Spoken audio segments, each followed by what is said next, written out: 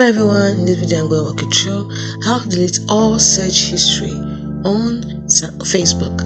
First thing you do is open up your Facebook, tap on your profile icon in the top right corner, tap on your settings and privacy, this one, the gear icon, then tap on settings again, scroll down to activity log under your activity, and then scroll down to log the information, which is the last option here.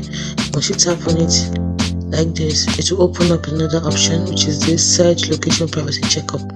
Tap on search, manage search, and then you can see a list of all your search history. Then you can delete anyone you want by tapping the three dots at the side, and tap on delete. Don't forget to confirm you delete. Once deleted, it cannot be restored. It's as simple as that. To delete as much as you want. Hope you found this video helpful. If you did, like and subscribe to this channel for more. Thanks for watching.